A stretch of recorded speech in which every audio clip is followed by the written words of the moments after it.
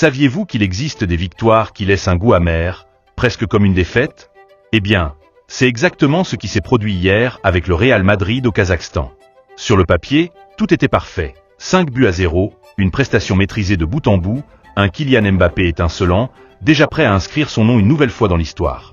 À première vue, les joueurs madrilènes auraient dû rentrer à Madrid avec un seul sentiment, celui d'avoir accompli une mission brillante. Mais non, car derrière ce triomphe apparent, une ombre est venue assombrir le tableau. Une polémique inattendue, soulevée par les images captées sur le bord du terrain. Et cette polémique concerne un joueur que personne n'aurait imaginé dans ce genre d'histoire, Federico Valverde. Oui, Fed, l'Uruguayen, le joueur de cœur, le joueur de devoir, celui que tout le monde admire pour son engagement sans limite. Les caméras ont filmé une scène qui allait enflammer la presse. Valverde debout, semblant attendre, puis restant sur le bord du terrain. Quelques secondes de vidéo ont suffi pour que certains médias espagnols lancent une accusation explosive. Valverde a refusé d'entrer en jeu. Rien que d'entendre ces mots, cela paraît irréel. Parce que nous parlons de Valverde, le joueur qui symbolise le sacrifice, l'effort, la loyauté. Celui qui a déjà joué blessé, qui a serré les dents pour l'équipe, qui a offert son corps sur le terrain pour défendre le blason du Real. Comment peut-on croire une seule seconde qu'un tel joueur aurait dit non à son entraîneur? Mais voilà, dans le monde médiatique d'aujourd'hui, une rumeur suffit à créer une tempête. En Espagne, là où chaque détail est amplifié, là où chaque geste est scruté, on adore ce genre d'histoire. Et le plus grand club du monde, le Real Madrid, est toujours une cible privilégiée. Alors forcément, les titres ont commencé à s'accumuler. Crise au Real, Valverde en conflit avec Xavi Alonso, le vestiaire se fissure, autant d'affirmations gratuites qui ont circulé à la vitesse de la lumière. Et plus la rumeur grandissait, plus la pression montait sur le joueur. Face à ce déferlement, Valverde n'a pas eu d'autre choix que de réagir. Sur ses réseaux, il a écrit un message simple mais puissant, « Je lis des choses qui veulent me détruire. Oui, je n'ai pas été à mon meilleur niveau ces derniers temps, mais jamais je ne refuserai d'entrer sur le terrain. Défendre ce maillot est une fierté et je continuerai à donner tout ce que j'ai. » Des mots qui respirent la sincérité. Des mots qui reflètent parfaitement la personnalité de Fed. Parce que tout le monde sait que Valverde est un homme humble, un travailleur acharné, un joueur qui préfère se taire et courir plutôt que parler pour rien. Mais le mal était déjà fait. L'image du joueur a été entachée, son nom associé à une polémique absurde. Et c'est là qu'on se pose une vraie question. Pourquoi la presse espagnole s'acharne-t-elle toujours à inventer des histoires autour du Real Madrid?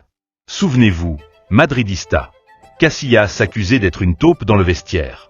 Cristiano Ronaldo, critiqué malgré ses chiffres extraordinaires. Gareth Bale caricaturé en joueur de golf, alors qu'il avait marqué des buts décisifs en finale de Ligue des Champions. James Rodriguez présenté comme un joueur paresseux, alors qu'il avait été l'un des plus grands talents de sa génération. C'est toujours la même mécanique. Inventer une crise pour vendre du papier, pour générer des clics, pour attirer l'attention. Et aujourd'hui, la cible, c'est Valverde. Parce qu'il est aimé des supporters, parce qu'il représente quelque chose de fort dans ce club. Plus un joueur est important dans le cœur des Madridistas, plus il attire la critique. Mais derrière cette polémique médiatique, il faut aussi regarder la réalité sportive. Oui, Valverde n'a pas été flamboyant récemment. Oui, il a connu un petit passage à vide. Mais pourquoi? La réponse est évidente. La concurrence au milieu de terrain est devenue féroce. Avec l'explosion de Jude Bellingham, la confirmation de Camavinga, le retour en forme de Tchouaméni, et même l'émergence d'Arda Güler qui commence à gratter des minutes, la bataille pour une place de titulaire est plus rude que jamais. Sans oublier Kroos et Modric, qui malgré leur âge, continuent à influencer les grands matchs. Dans ces conditions, il est logique que Valverde ait moins de minutes. Mais cela ne remet pas en cause sa valeur. Cela ne remet pas en cause son importance. C'est simplement une conséquence du luxe incroyable dont dispose le Real Madrid. Avoir trop de talent au même poste est un privilège, mais aussi un défi pour tout joueur. Et pourtant, certains profitent de cette situation pour inventer des histoires. Pour transformer une rotation tactique en scandale.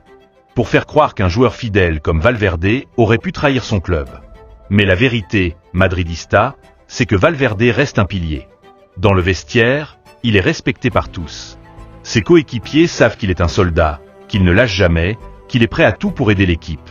Certains le voient même comme un futur capitaine. Et croyez-moi, on ne devient pas capitaine du Real Madrid en refusant d'entrer sur un terrain. Alors, posons-nous la vraie question. Quel est l'avenir de Fede Valverde au Real Madrid? 3 scénarios s'offrent à lui. Le premier, c'est qu'il retrouve son meilleur niveau et redevienne indiscutable. Le deuxième, c'est qu'il accepte un rôle de rotation, tout en restant un joueur clé.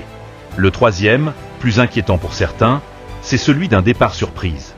On se souvient de Liverpool prêt à mettre une fortune pour lui.